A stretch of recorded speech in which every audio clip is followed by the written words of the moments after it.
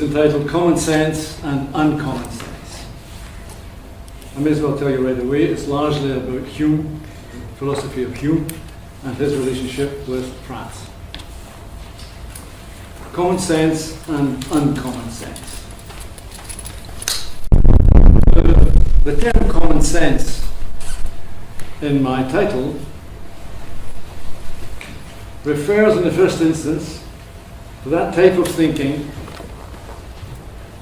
developed in 18th century Scotland, known in histories of philosophy as the common sense school. Does everybody in the audience know what this means? No. Okay. Well, it was a huge bulwark in Scottish culture. Okay. No problem. I myself first became acquainted with the common sense school when I attended the class on moral philosophy. I was waiting for that. Fiat lux. Fiat lux. Right. So, I first became acquainted with the Common Sense School when I attended the class on moral philosophy at the University of Glasgow, where its instigator, Thomas Reid, very well-known figure in the 18th century in Scotland, Thomas Reid professed it for years.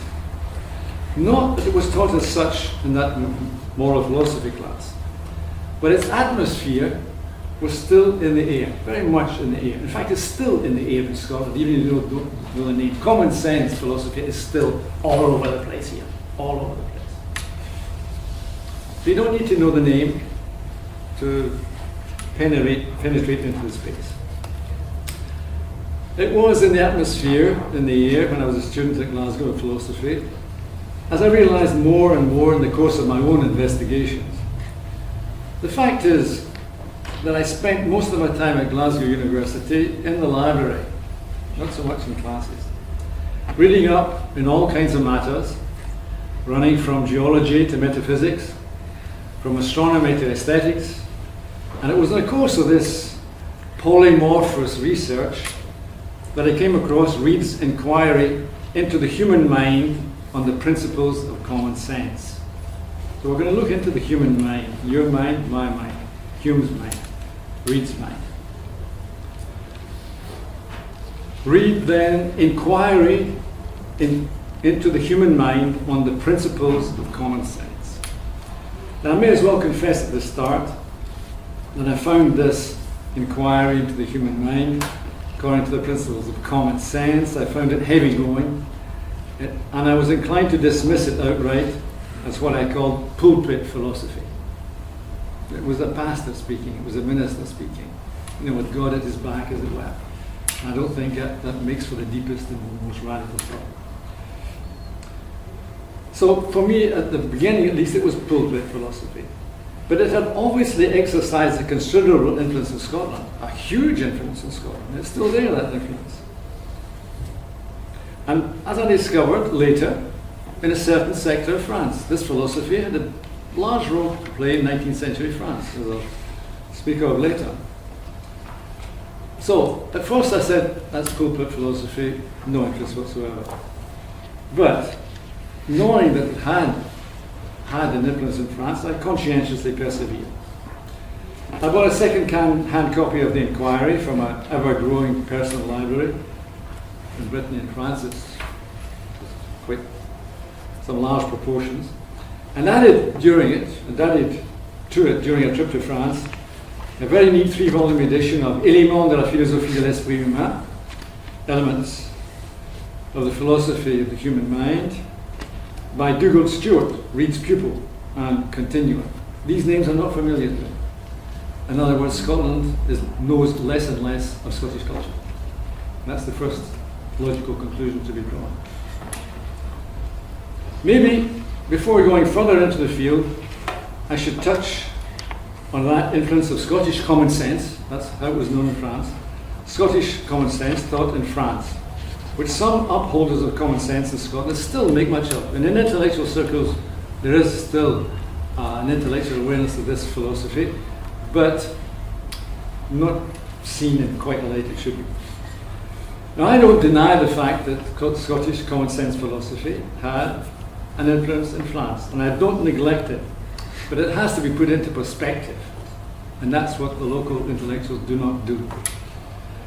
If this philosophy was a ponderous presence in the schools and universities of France throughout the 19th century, it was simply because Napoleon, in his imperial status, he'd been a revolutionary lieutenant at one time, then he became emperor, and that was the end of the carrots, as they say in France.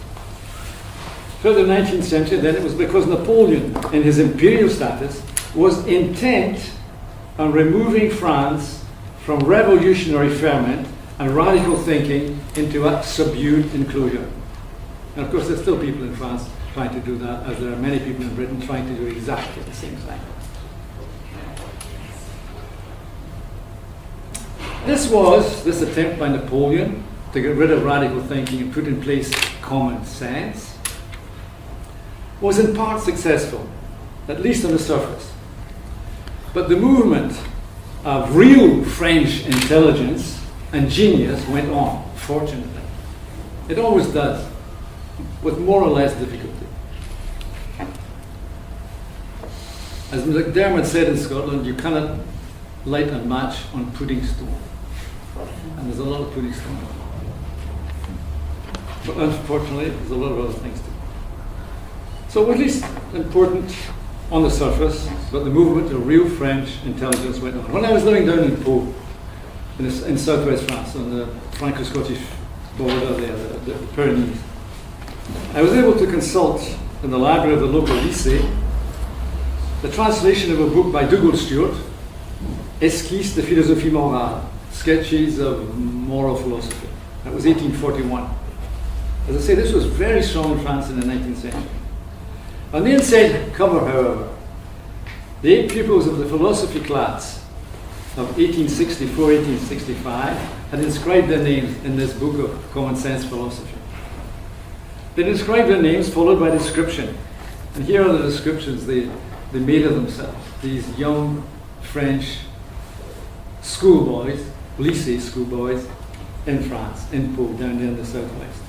One describes himself as a philosophe sceptique, which is already a lot of distance from common sense philosophy. Philosophe sceptique. Another called himself philosophe cynique, which is even more radical. Another called himself philosophe quiétiste. That was the cool guy in the class. Philosophe quiétiste.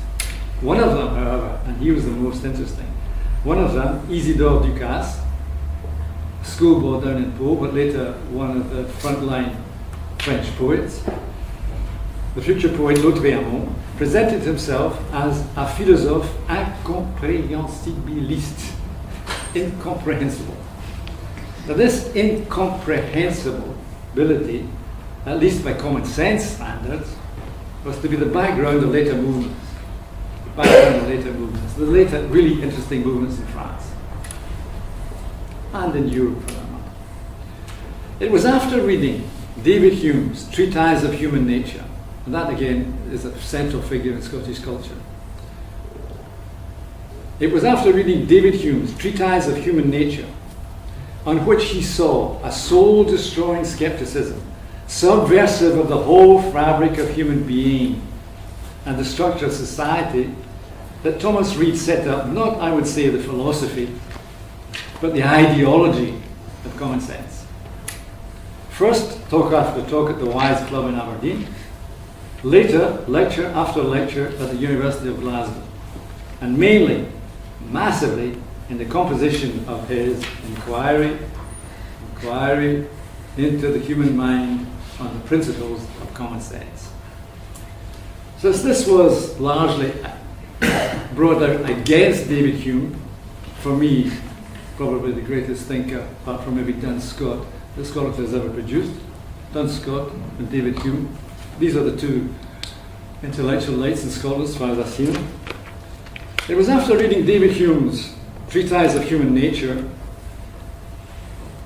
again I repeat the phrase, in which he saw a soul-destroying skepticism of the whole fabric of human being, the structured society, that common sense philosophy was set up. So that in all logic, It's with Hume and his uncommon sense that we have to start. So let's start into Hume's ideas. In his autobiographical essay, My Life, My Own Life, Hume describes himself as being of a studious disposition. That's already a good basis. Not a faith-holding disposition, a studious disposition. A studious disposition with an unsurmountable aversion to everything but the pursuits of philosophy and general learning, and with a great capacity, a huge capacity for intellectual work, which is always a rare thing. But David Hume had it. This self-description by Hume is endorsed by his mother, whom he quotes in his biography, in his autobiography. In the words of David Hume's mother, he was described in this way. Poor Davy's a fine good-natured creator, but uncommon weak-minded. Uncommon weak-minded. That was his mother. And how right she was. She saw right away what was going on. Around 1730, at the family house, 9 Wells, down in Berkshire, he was engaged in a great mass. David Hume was engaged in a great mass of reading. Sometimes a philosopher, sometimes a poet. The two are connected. In my opinion, they're connected in any live mind, but it's not always the case. He was engaged in a great mass of reading, sometimes a philosopher, sometimes a poet, knowing a Saturnian happiness. A Saturnian happiness. He read the classics. For example, the treatise on the Sublime by Dionysius Longinus, apprehending a form of beauty extraordinary. A form of beauty extraordinary. He went through Locke's essays and the principles of human knowledge by Berkeley. But it was mainly French works that attracted him. Pierre Bell's Dictionnaire historique et critique. I quote from that book, Dictionnaire historique et critique, that historical and critical dictionary. A philosopher ought not to have recourse to divinity in order to explain the effects of nature.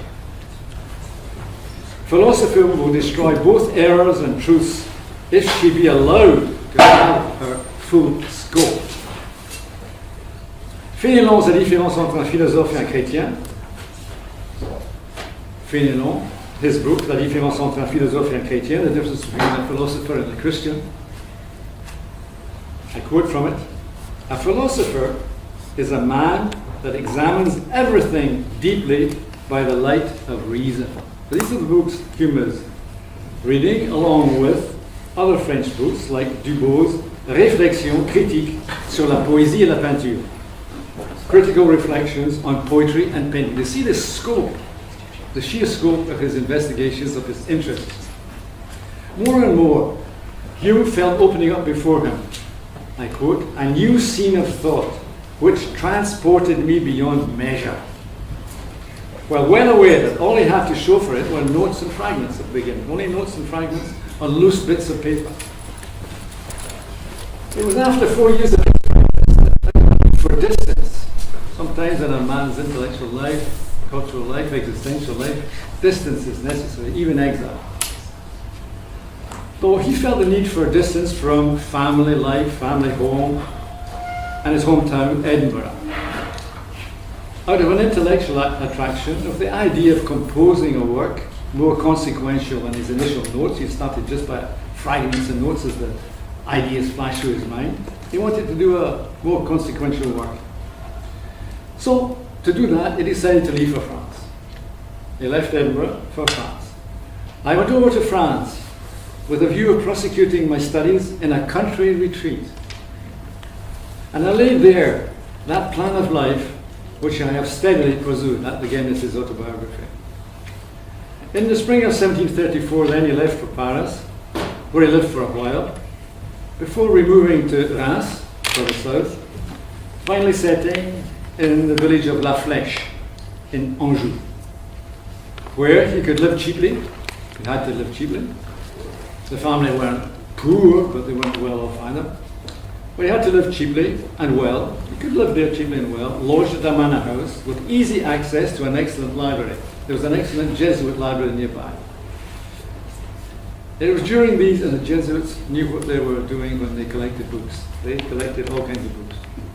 If only to have good arguments from their Catholic point of view to radical thinkers. But they had a tremendous library all over the place. So he had this. He was living in a country retreat, quiet, nobody to bother him, nobody to give him advice, nobody to say, don't do that, Davy, don't do that, Davy. He was all alone in this country retreat with access to this huge library. For him, a perfect situation to really get on with real work. It was during these 3 years of intense study and concentration, something very more and more difficult in our civilization. It was during 3 years of intense study and concentration, both in the silence of his rooms and his solitary walks. He was a great solitary walker, David Hume, like Friedrich Nietzsche, that practically every deep thinker, practically. Kant was the same. Kant every day did the same walk at the same hour with his dog, which he called Nirvana. Because he was very much into the Sanskrit philosophy. Schopenhauer. No, I have no intention here this afternoon to go into the treatise of human nature that Hume first undertook in those conditions.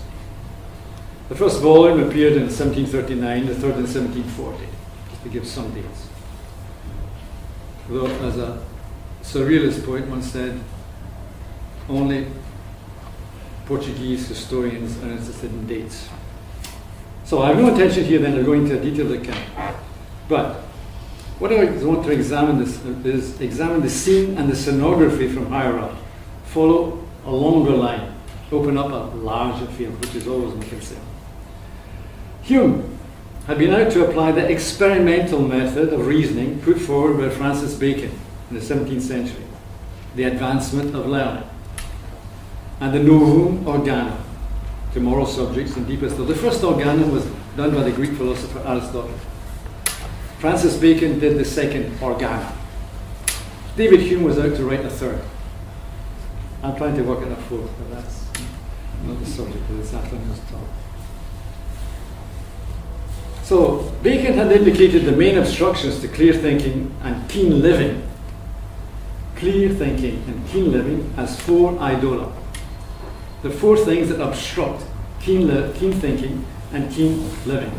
The idola of the tribe, in other words, the current ideology. And it's always floating in the air, and all the more pervasive, all the more influential that it's unrecognized. In fact, some people like to keep it unrecognized. That's why people in power like to keep the people amused, that's all. Give them amusement points. Let them be entertained, and we'll do what we have to do to keep our power, to make our money, etc. The people always get hoodwinked, at least for a long time. It's not always the case, fortunately. The other idola that Bacon indicated, he was an Englishman, an intelligent Englishman. Bacon had indicated the main instruction then as 4. 1, the idol of the tribe, that floating ideology. Then the idola of the cavern, that's a reference back to Plato, where he says that the majority of people, practically everybody except the philosopher, the Platonic philosopher, lives in a cavern with only illusions pasted around the walls. And the philosopher is outside the cavern, trying to enter into a clearer space. That's the Platonic idea.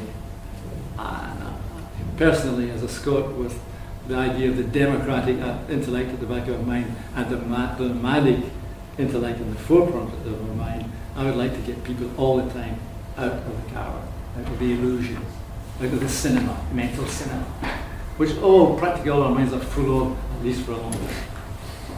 Another idola, the idola of the marketplace. In other words, the only values are commercial values. See what I'm getting at? That's what we're in nowadays. The only values are commercial values. I mean, books nowadays are considered by, it's sold 2 million copies, and that's supposed to be good. Whereas if a book has sold 2 million copies with very few exceptions, you can be certain that book is null and void. Useless, totally useless. But the only commercial values, the only values are those quoted on the stock exchange. These are the only values.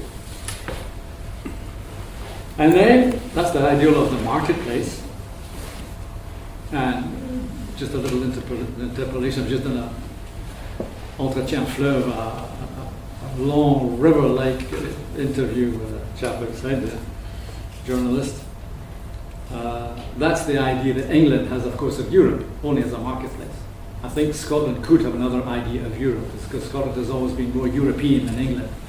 Always. And I would like to see it renewing that connection. That's a little political interpolation. And then there's the idol of the theatre. In other words, as I said before, keep people amused, keep them happy, make them laugh. Right? That's all that we're saying. We'll do the real business. Bacon saw into all this and said, this is not possible. This is to be surpassed, overpassed. Alors, despairing of ever seeing his project realized in England, Bacon was an Englishman in England. Despairing of ever seeing his project realized in England, Bacon had ended up writing a utopian voyage. Very often thinkers, seeing that around them there was no possibility of their ideas being realized, they invent utopias. That's what utopia is about. My topos, my place isn't here, it's elsewhere. I'm no utopian. I'm trying to get something going here. But, okay, so Bacon writes his Utopia, which is, of course, some of you may know the title, doesn't matter if you know the title, The New Atlantis, which was an island first seen, this is a nice description he gives in the book, an island first seen, and here I quote, at the distance of a kenning, amid cloud to the north. At the distance of a kenning, 20 sea miles, no, at the distance of a kenning, amid cloud to the north. That's where Bacon's Utopia is situated. And a kenning, K-E-N-N-I-N-G, can mean a few things. It can mean 20 sea miles. In maritime terms, in navigational terms, it's 20 sea miles, a kenning. But kenning is also an interesting word. If you tie it into the German kennen, kenning is a kind of knowledge, like, what do you ken? Who do you ken? That's the same word, right? And kenning is also a poetic term in Scandinavian poetics, the skalds of Norway and Sweden. A kenning for them was a metaphor. In other words, a thing that lets you leap from one place to another very fast. Now, Hume himself, to come back to Hume, Hume had continued that voyage towards, shall we say, an Atlantis of the mind. He saw himself, I've been talking all morning. He saw himself, Hume, and the vocabulary is lovely, it's beautiful. I mean, the discourse we use is also part of the world we live in. If our discourse is flat, our world is flat. And we're all frustrated inside if we don't get in touch with another language, another space of thinking. And that frustration, of course, breaks out now and again in crazy manifestations with no real following. You have an uprising for a month or 2 months, and then we come back to the flatness. To really get somewhere else takes a long, deep process. Hume, to go back to him, as I say, one of the brightest minds in Scotland. He saw himself as a projector. And while acknowledging in the text of the treatise that he hadn't yet fulfilled his ambition of compassing the globe, note the navigational and cartographic metaphors, compassing the globe. He feels he wants to achieve some kind of universal knowledge. He knew he had gone further than most. Hume knew he had gone a lot further than most. He knew that. See, there comes a time when modesty is totally useless. I mean, a really thinking mind is never modest. That doesn't mean that he's full of self-pride. No. He may be immodest with regard to a certain stage in society, but he's never immodest with regard to the whole universe. There he is, very, very modest. Hume knew he had gone further. He knew. He had penetrated into very uncommon, uncharted territory, arriving at principles so remote from all vulgar settlements that when it would take place, they would produce a total alteration in philosophy. Such a taking place being highly unlikely as the world is disposed at present. Still the case 3 centuries later, right? He had done the work. Hume knew he had done the work, or at least an initial sketch was already enormous. But he had no illusions whatsoever as to its reception. No illusions whatsoever. Apart from the general fact, always worth mentioning, at least in passing, that most people read still for amusement, not for understanding, which would be much more amusing, in fact. Understanding has much more fun in it than what is called amusement. Not for understanding, as most people. Delighting in various types of fiction. That again is to keep the people happy. He was well aware, exceptions apart, what he could expect from the intelligentsia. Because there's the people, if you like. Then there's the intelligentsia, which claims to be the elite with regard to the people, but hardly ever more than halfway houses of intelligence. And then the real thinkers are elsewhere, way beyond the intelligentsia. Hume I continue to salute. When I look abroad, I foresee on every side not only ignorance, but dispute, contradiction, anger, calumny, and detraction. Hume was finally practically to give up here in Edinburgh. Sort of spending his time with heavy dinners and light conversation, because he felt around him that was all people could take. So he was a lone figure in there.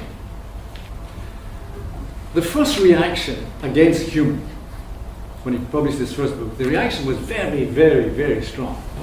The first articulate reaction came from the aforementioned Thomas Reid. Remember, the common sense man. One time minister of the church. That's why I was right to think this was pulpit philosophy. When I read the book, I didn't know he'd been a minister of the church. There I had proof. Now university professor of moral philosophy in that inquiry into the human mind and the principles of common sense.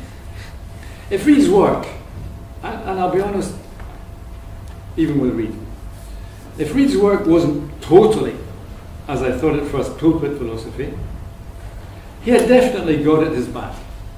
God was at his back. Just as a few years later, a century or so later, people were convinced that they had history, or the sense of history at their back. That is always fictive and an illusion.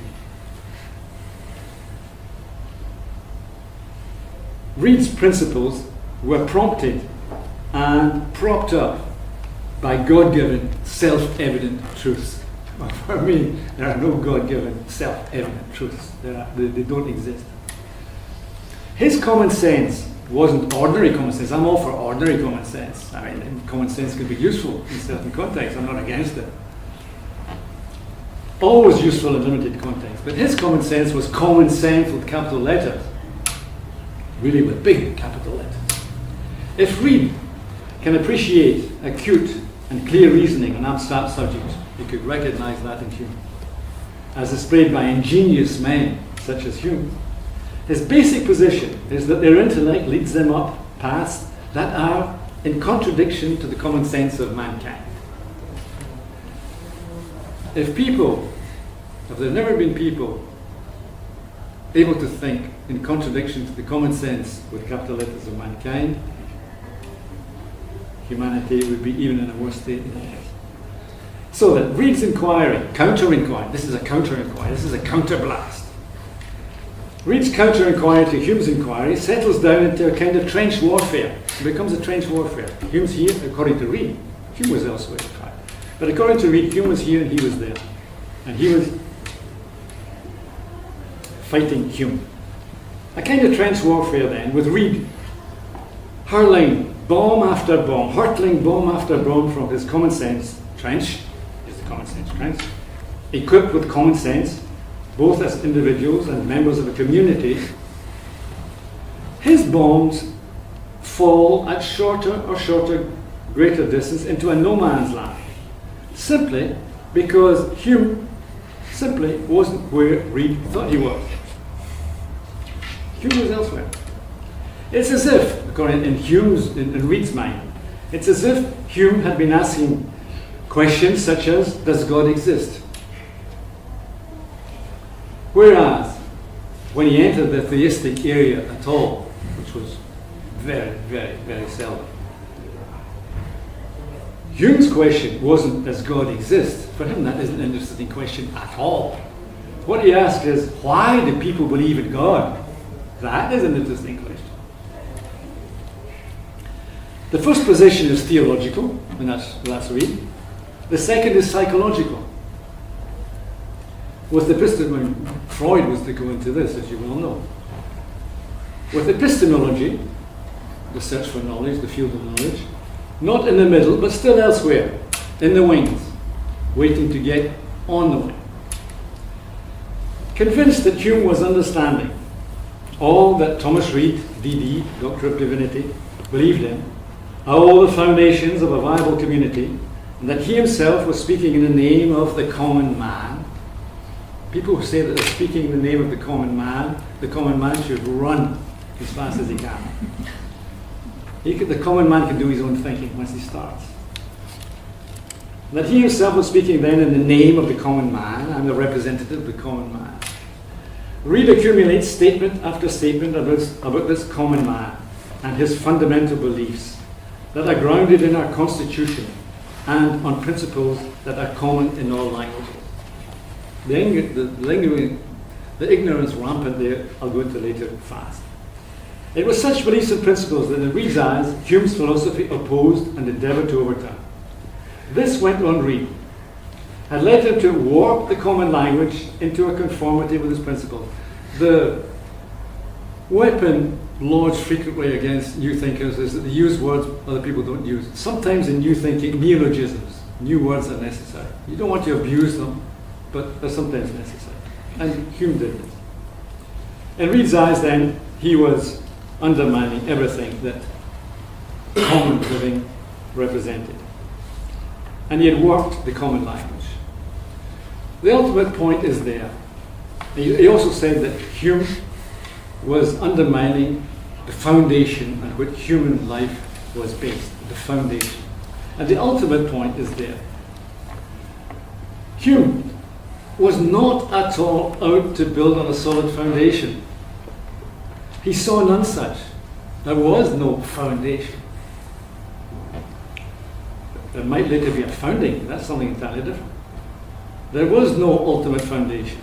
His research and thought had led him into an area, a difficult area, but difficult things are the most interesting. They may be difficult at first, but they are which really enliven minds and therefore enhance life.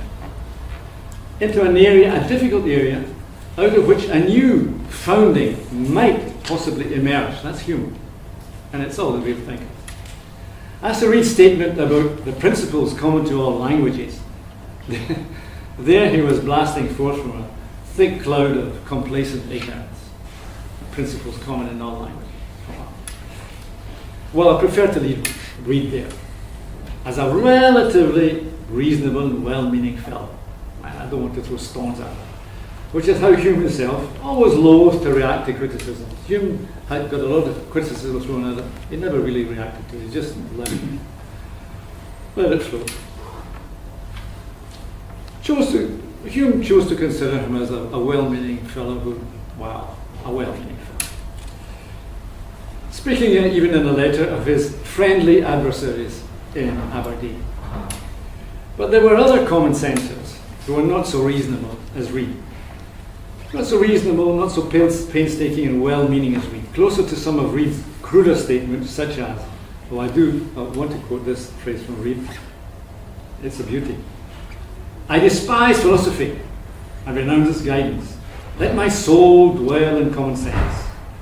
Common sense, in this final dead-end definition, being that degree of judgment which is common to men with whom we can converse and transact business. See what this is all that's coming together there. Common sense, finally, the language of common sense is good for business. Not good for thinking, not good for existence, good for business. Now, one of these less reasonable opponents of Hume, as I say, Thomas Reid was a decent fellow, shall we say. But there were others who considered themselves as his disciples. One of these less reasonable opponents of Hume was James Beattie, Professor of Moral Philosophy and Logic at Marischal College, up there in Aberdeen. And I salute Aberdeen. Aberdeen is doing my complete work, so I'm not talking against Aberdeen by any means. By any means. I'm talking about a certain thinking going on there in certain circles in the 18th century. Well, one of these fellows up in Aberdeen, later in Glasgow, by the way, a philosopher, in inverted commas, and a poet of sorts. This Beattie wrote a book, an essay on the nature and immutability of truth. That's a beauty. Immutability of truth. In opposition to sophistry and skepticism. Sophistry and skepticism. That's Hume. The sophist, the skeptic, even the atheist, in some eyes. So we have this choice description by Beattie of Hume's work. Those unnatural productions, the vile effusion of a hard and stupid heart that mistakes its own restlessness for the activity of a genius and its own captiousness for sagacity of understanding. Beattie was much appreciated by the King of Britain, George III, notorious even in England for his conspicuous non-intelligence.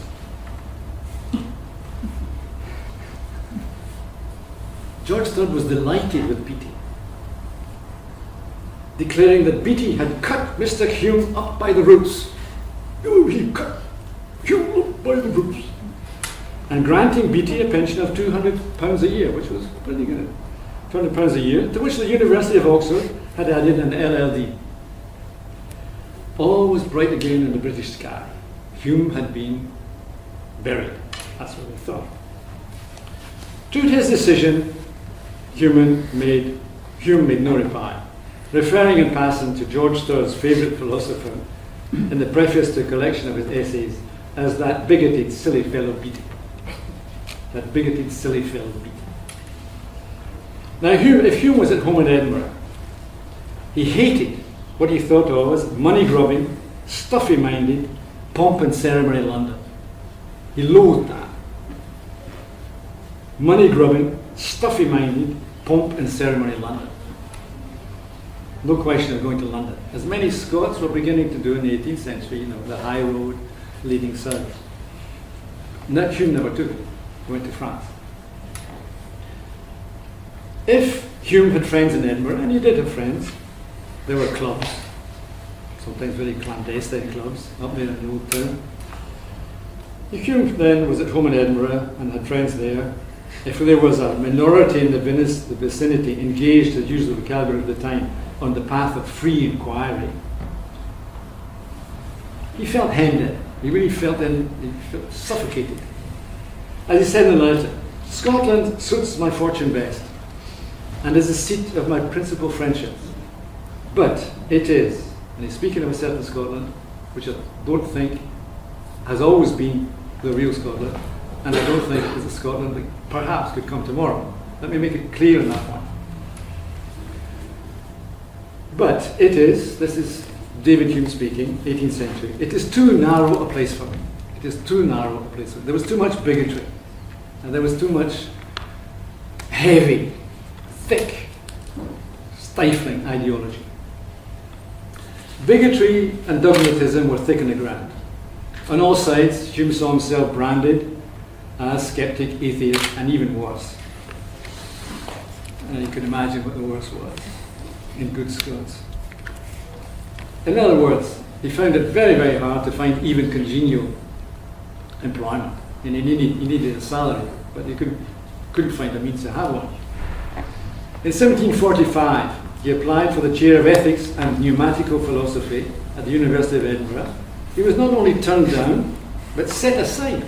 Hume? We don't want Hume here. Oh, he's a troublemaker. Throw him out. Applying a few years later, 1751, for a similar chair at Glasgow, he was again blackballed. And he finally obtained a post as library keeper to the Faculty of Advocates, not far from him. Finding himself reprimanded, knocked over the knuckles every now and again, this fine thinker, knocked over the knuckles by nincompoops, reprimanded there for bringing in books, French books, considered improper and seditious. Now, Hume had a hard time there. Burns had a hard time in different circumstances, but fundamentally the same thing. Bigotry, ideology, thick-wittedness everywhere. Burns was in that situation, Hume was in that situation. Two of the two of the brightest and liveliest minds in Scotland. Both of them, by the way, very Francophone. Very Francophone. Hume, I've just talked about his move to France. Burns actually learned French. He was very much interested in the French Revolution. He found that as an ideal. Burns is a Republican within a kingdom. That was one of the reasons, political reasons why he had such a hard time. He learned French on the West Coast. His very name, Robert Burns, I know Burns almost by heart. As a schoolboy in Ayrshire, I had Burns certificates up to this. Robert Burns, translated into French, Burn, it's a little river. Robert Burns, and Burns knew this, actually speaks of it in letters. Robert Burns is Robert Ruisseau. And he liked to think of himself as Robert Ruisseau. Hardly anybody in Scotland knows this. Robert Ruisseau. Why did he like to call himself Robert Ruisseau? Because Ruisseau is close to Rousseau. And this was a hidden reference, if you like, to Jean-Jacques Rousseau, the pre-revolutionary thinker in France. That's Robert Burns, and that's a Robert Burns that very few people are aware of. Just as there are other aspects of Burns, but I know him pretty well, that very few people are aware of. So, when Hume got relief from this library of abracades where he's reprimanded week in, week out, month in, month out, where he got relief was the spell he spent as secretary to General St. Clair during the campaign in Britain. He became secretary to this general, and he loved his time in Britain. Later, he was secretary at the British Embassy in Paris. Again, it was a relief for him. He had access to tremendous libraries. He had access to all the books he wanted, with nobody rapping him over the knuckles for reading them. And he could dine and talk with Diderot or Rousseau. They were buddies of his, Diderot or Rousseau, at the Pocop Cafe in the Latin Quarter, which is still there. I go into it now and again to think of Hume, Diderot, and Rousseau.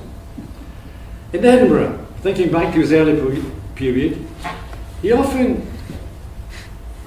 thought here in Edinburgh, thought of finding himself a quiet place outside all clamour in the French countryside. He wanted to live in the countryside because he'd even be quieter there. With access to a good library, Hume always wanted access to a good library, there to pursue his reflections and investigations. That's all he wanted. But he never did this. Why? Hard to say. Maybe a kind of force of inertia. Anyway, this force of inertia always prevailed, and so he settled into what you might call a debonair despair. A debonair despair. At one point, this wanderer on the face of the earth, that's how he describes himself. I'm not pinning this label on. At one point, this wanderer on the face of the earth, as he says in a letter, took to writing history. I mean, he's beginning to say to himself, there's no place for philosophy here, let's do some history. Writing history is easier than writing philosophy. So he took to writing history. A history of Britain. As I say, a much less exhausting enterprise. But that soon bored him. His mind was too lively to do that. That soon bored. See, one of the main trends in the really live thinking over the past, it begins with Hume and thinkers like him, but maybe has accelerated or come back in and accelerated over the last 50 years, is to get out of historicism. In other words, the idea that history is the one and all, as it were. And if I wrote a book in French, only in French for the moment, well, in other languages, but not in English, it's called Au large de l'histoire, and that's offshore of history. Au large de l'histoire, offshore of history. History has its time bound.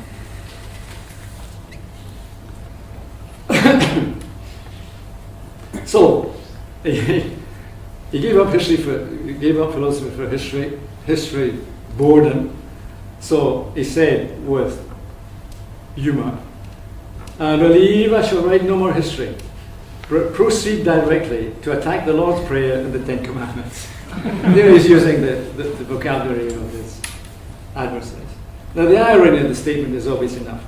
But what he did decide to do, and this is his final period, what he did decide to do was to put over his thought in a series of thrown to the wind essays. The essays, see, before he'd been writing treatises, now he's writing essays. The essay is a faster form, a form which I particularly like, by the way.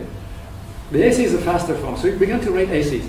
And these were thrown to the wind essays in the sense that he wasn't developing an idea. He was throwing down flashes of thought and almost saying, "There, I'm doing what I want to do.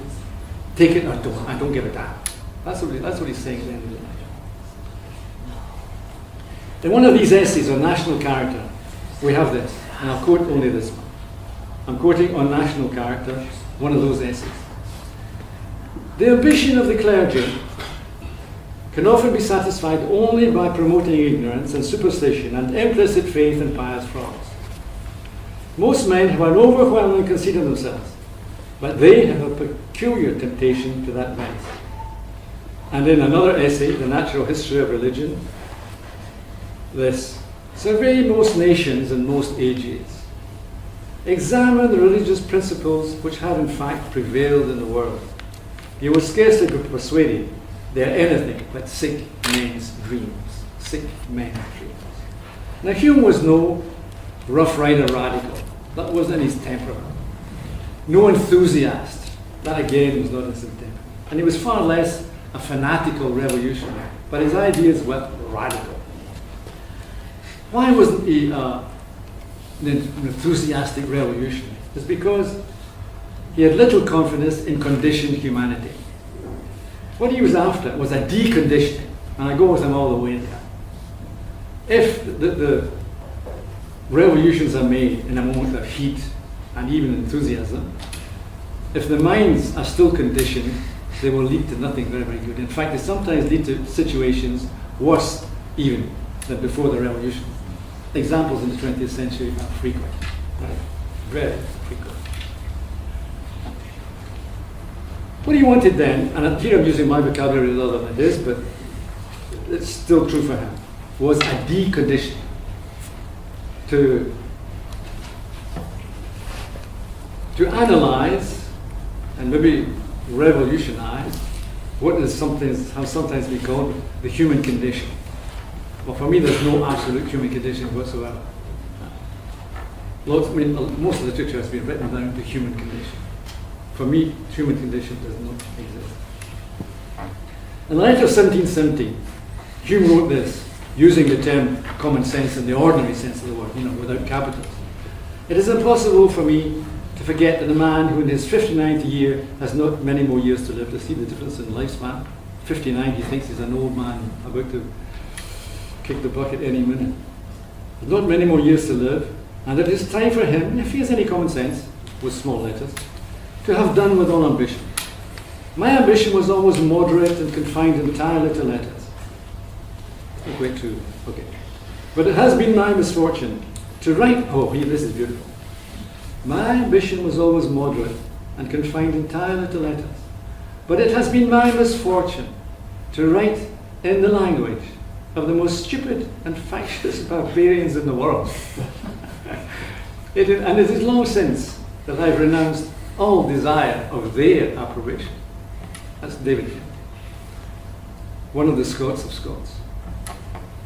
Now, having given the controversial historical context is due, we can now try to open up that larger field that I promised earlier. It was no mere chance that brought David Hume to La Flèche in Anjou. La Flèche wasn't a matter of chance. It was a choice. La Flèche in Anjou. Why? Because it was there at a college founded by Henri IV. Remember the man who said, well, maybe you don't remember, but I'll tell you. Henri IV, who was born in Pau, where I was living at the time. Henri IV was the man who said that by a treatise called the Treatise of Fontainebleau, that there should be, and here I quote from the text, there should be reciprocal naturality. This is the language of the time, naturalité. Reciprocal naturality between Scots and French. In other words, every Scot was French and every French was Scot. Every Frenchman was Scot. That was Henry IV. In other words, sometimes we talk about the All Alliance. It's usually understood only in military terms, but it has to be understood at a much deeper level: intellectual, cultural, existential. So, it was no mere chance that brought him to La Flèche, because it was there that René Descartes, the founder of modern thinking, founder of modernity, René Descartes did his early schooling. So that Hume felt himself in the company of Descartes down there at La Flèche. He was in the company of Descartes. And Descartes was the man, I'm going to play a little words here, but you'll be with me, I think. Descartes was the man who drew up the cartography of modernity. I won't go into what that meant, not this afternoon, but his cartography is that of modernity. In literature concerned with the history of philosophy, Descartes is seen, and truly was, the father of modernity, which I hate that term, the father of modernity, because I loathe paternal metaphors, or maternal metaphors for that part. But maybe I should go into what I mean by modernity and what Cartesianism really means, and why I say he is the founder of modernity. What modernity means? I mean, some people think that modernity begins last week or beginning of the 20th century or whatever. No, modernity begins in the 17th century, and it begins in France with a thinker called René Descartes. That's where modernity begins. Modernity is the division between subject on the one hand, the subjectivity of each one of us, and object. Res cogitans, the subject. Res extensa, nature, shall we say. The outside, nature. And the project of Descartes is something like the mastery of nature. Just don't forget that something like. It's not bulldozer industrialism he's advocating. Now, okay, let me just say it again. Division between subject and object. Res cogitans, the thinking thing. Res extensa, the extended thing. And a project, the mastery of nature. That's modernity, in a nutshell. So there's just a lot of this and that, but that is modernity. Taking it right down to its bones. Now, that modernity is proceeded on the basis of these statements can be demonstrated and is patent. The subject, and this is the progress, in inverted commas, of modernity, the subject becomes more and more subjective, wrapped in its subjectivity, its phantasms, its dreams, its fantasies, and so on, and ends up, finally, on the psychoanalyst couch. Every American citizen has a shrink. Could happen to us. I hope it won't. It could. As a normal way of living. Right?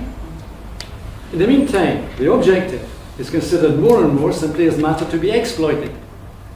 It always was, even since the Bible. It's there, but the Bible can be interpreted in several ways, but there are a lot of statements in the Bible saying that this is for your use. This is for you. This became more and more, as I say, matter to be exploited, leading directly to the Industrial Revolution. And of course leading to all kinds of activities today. Huh? Throw away the Amazonian forest, throw away coral reefs, because the coral reefs stop you from mining to get petrol, and so on and so forth. I mean, I don't need to go into examples there. Everyone has 20 examples in mind. So, there's a psychological aspect of modernity, and there's an industrial side.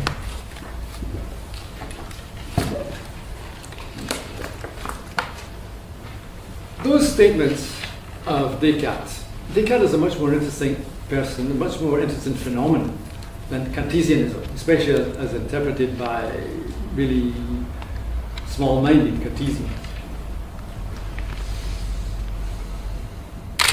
The famous phrase by Descartes, practically everybody has heard of, even though they don't say it in Latin as he did.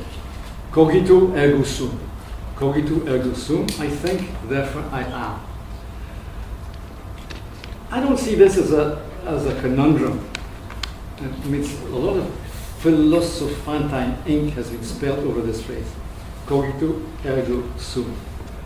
I see it because I've read so much Descartes and his letters and so on. Descartes was just as much interested in poetics as he was in philosophy. Very few people know that. I see this cogito ergo sum, I think, therefore I am, as a kind of declaration of intellectual independence. That's how I see it. That's how I see Descartes. I love this Descartes. I don't like the Cartesianism, but I like this man Descartes. I like him holed up in a small room in Germany, freezing, with only a small fire to one room, but working away at his philosophy. That's the image I have of Descartes.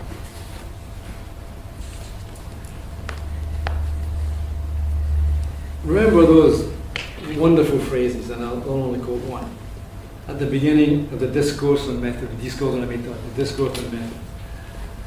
I'll just refer to it quickly, but I'll quote the whole phrase, because it's beautiful. At that time I was in Germany. At the beginning of winter found me in a quiet quarter with nothing to bother me, so that I could look into my own thoughts at leisure. Considering that collective work always remained imperfect, Hume, before her, or after her, Descartes was, there is such a thing as collective intelligence, I'm not against it, it could be useful. But collectivity as such can never really produce the furthest thought. The furthest thought is done by the singular intelligence.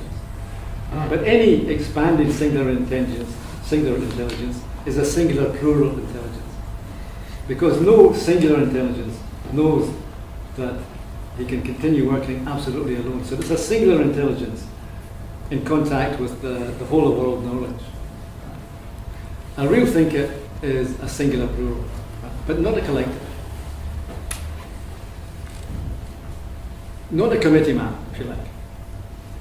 In France in '68, we got rid of, because I participated in it, but go the distance, we got rid of what we call the mandarins, the sort of professorial gods, as it were. That's how the 68 people saw them. And I agree with them, out of 10 of those mandarins, 9 might simply be sort of stuffed shirts, shall we say, stuffed heads. But among them was always one who wasn't that. There's always one, sometimes 2.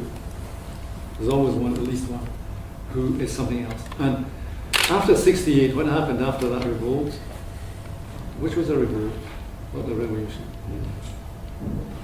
After it, what took over from the mandarins was the committees. Now, if there were 9 mediocre minds among the mandarins, there was always one who was not mediocre. With the committees, everything was mediocre. Everything.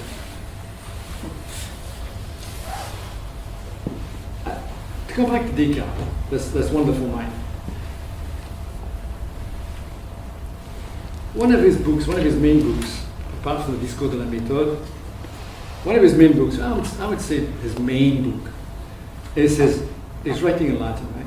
Meditationes de prima philosophia, meditations on primal philosophy. That's a beautiful phrase. Meditations on primal philosophy. In its original presentation, the book had a subtitle. This is a subtitle, but remember where the time we're at, 17th century.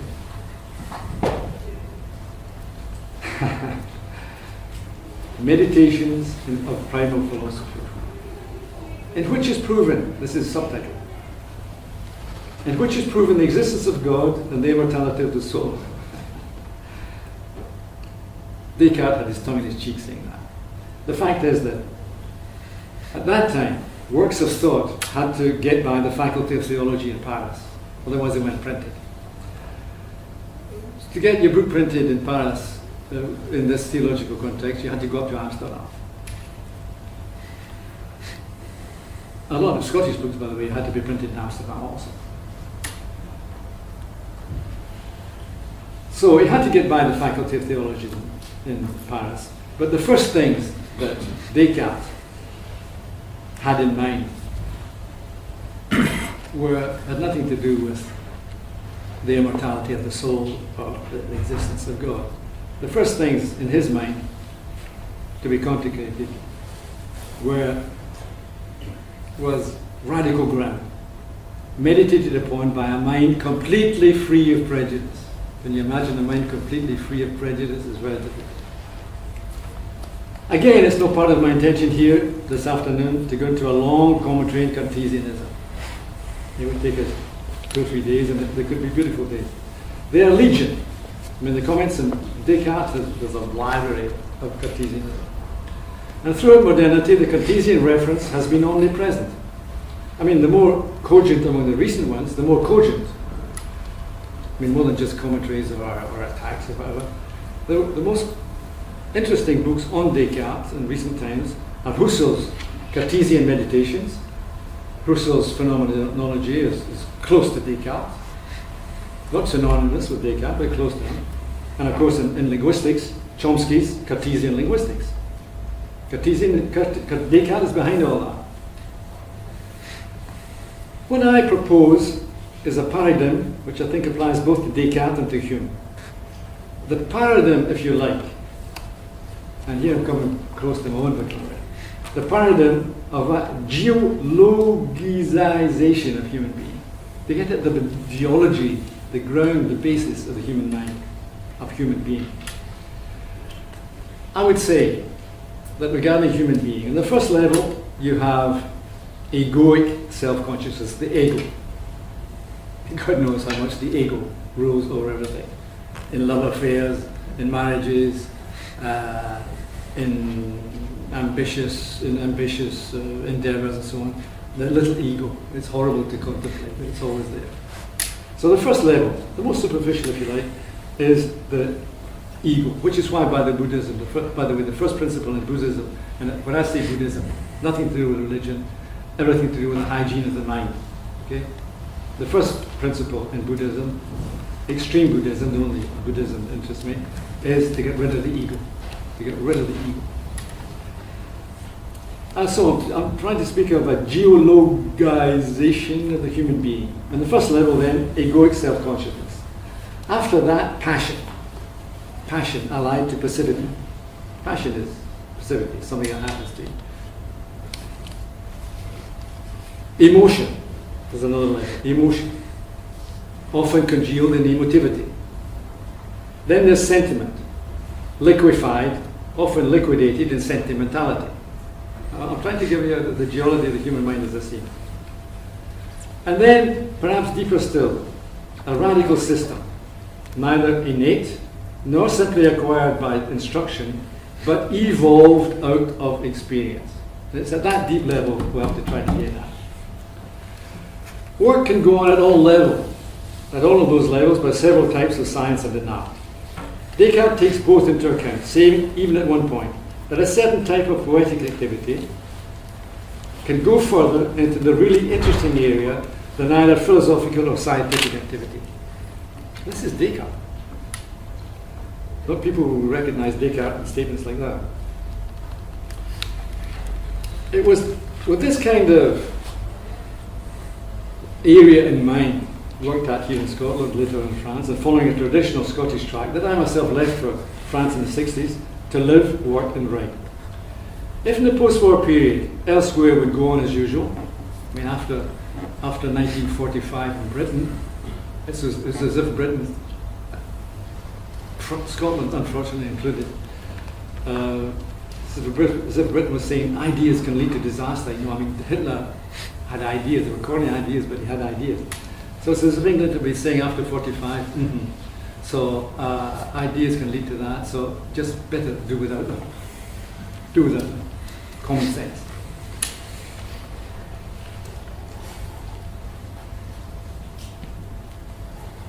In France, intellectual activity was still going on.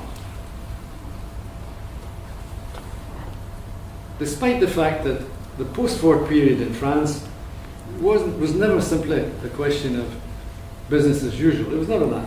France, after 45, lived on a sense of disaster. Disaster. And with a sensation of senselessness and absurdity. Hence the théâtre de l'absurde and so on. But this all hangs together. It's not just one thing after another. Left France in this kind of state. But disaster and collapse, even catastrophe, can be a good terrain, a good starting point for really radical thinking. I mean, there has to be a catastrophe for real strofes to take place. Now, was this situation that interested me? A disaster area in some sense, but with a lot of intellectual energy in the air. I saw in it a context in which I would not only participate, but in which I would be able to work in my own field with certain French thinkers. Now, yesterday, no, the other day, yeah, the day before yesterday, I talked about some of these French thinkers. Here, I'll only speak of one. I'll concentrate only on one figure because I was a bit close to him, shall we say, in life terms and also in thinking terms. Gilles Deleuze, this for two reasons. We had a lot in common: a sense of open space, a deeper interest in nomadism. For example, that's why he was on the jury of my thesis, my doctorate thesis in Paris, on intellectual nomadism. He was on the jury, and that's why, because there was this complicity of thought, shall we say. But two, and here I'm coming back to well, I'm not coming back to, I'm developing another part of my talk this afternoon. Two, because of Deleuze's rarely noticed, I could almost risk saying never noticed, connection between Deleuze and Hume. There's a big connection between Deleuze and Hume. One of Deleuze's books, Empirisme et Subjectivité, Empiricism and Subjectivity, is devoted entirely to Hume's thought. And here I reveal a hunch of mine. It's only a hunch. That Hume lurks also behind Deleuze's principal book, Mille Plateaux. Very few people, either in France or elsewhere, would see Hume in Mille Plateaux. Twice in Empirisme et Subjectivité, Empiricism and Subjectivity, Deleuze quotes a phrase of Hume's. According to which, even if it runs through ideation 1,000 times, the mind will never discover a truly original conception unless nature has fashioned that mind's faculties in a specific way, and unless the mind at work keeps in touch without outlying nature. And that's Deleuze's attempted philosophy, attempted thinking. But I come back to that phrase of Hume's. Even if the mind runs through ideation 1,000 times, I think those 1,000 times are what come back again in Deleuze's Mille Plateaux. I mean, why 1,000 plateaux? You have Mille et une nuits, certain possible references, but I think the reference is to Hume. Maybe even unknown to Deleuze, it's possible. This thing is simply I've been running at the back of his head. But look at that beautiful phrase of Deleuze. The mind will never discover a truly original conception unless nature has fashioned that mind's faculties in a specific way. And unless the mind at work keeps in touch with that outlying nature. You see what's contained in that phrase? Well, we could talk for hours on that. Elsewhere in Logique du Sens, the logic of sense. The logic of sense. Remember, my theme is common sense and uncommon sense. Here, this is Deleuze on sense, 1969. Deleuze goes deeper and further into the theme I've chosen to work on in this essay. Common sense, he says, is agriculture, inseparable from agrarian problematics, implying the establishment of enclosures. It's a nice idea. And the business dealing with middle classes is supposed to balance out and achieve regulation. Now, the logic which Deleuze tries to move towards, in contrast to that of the agriculturalist and the bourgeois citizen, is that of the nomad. He uses the reference to nomadism, as I've done in a different kind of way. But we share this with Kenneth. In the logic of sense, his approach to what he was later to call nomadology is via a series of 34 paradoxes, ranging from the distinction in Plato between measured things and pure becoming, to Bloom's metaphysical mumblings, not metaphysical, metaphysical, mumblings on an Irish beach. via, here are others, call them dialectics if you like, paradoxes if you like, seriality and heterogeneity, superficial and transcendental, person and individual, depression and schizophrenia, orality and writing, primary order and secondary organization. These paradoxes are the threshold, I would say, to a superior empiricism, and are the impulse to a trajectory composed of differences and repetitions. That's a pretty good description of the field I work in. Which brings me to my conclusion, and I know I've used up a lot of time, I hope not abused it. Well, what the moving, thinking, searching mind has always looked for is an intense field of thought and existence. That's what we all want, even though we don't know that that's what we want. Hence we're sometimes satisfied with secondary satisfaction.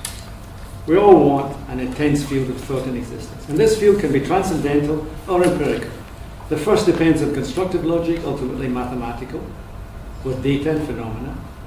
The second is it remains an immanent situation, remains in more open contact with the outside. It's logic based on perception and experience, leading in that intensest dawn to spaced out projection. Now that's what I've called in global terms, metaphorically, white world or open world, and it's this that geopoetics leads to. Maybe the best conclusion to this talk will be a poem as follows. A poem to Hume, if you like. Quoting him, by the way. Take it from Hume. Forgetting the human, at least all to Hume. The field is the world. From the sharp lines of sceptical Scotland, move on, say, to an ice field in the vicinity of Reykjavik, a high plateau in Utah, a raked Zen garden in Kyoto, the house of Wittgenstein in Vienna. The Tractatus Logico-Philosophicus has this. A picture presents a situation in logical space, the existence and non-existence of states of things. The mind loves elements related to one another in a determined way, and from there reaches out to the sum total of reality, forms and void, bulk and blanks. It is difficult to avoid drawing distinctions and conclusions. So pleasant to enter an area beyond the climate of opinion and over-particularized existence, where the less you say, the more is said. I think of a room in Ottawa and snow drifting across a silent window frame. Thank you for listening to me.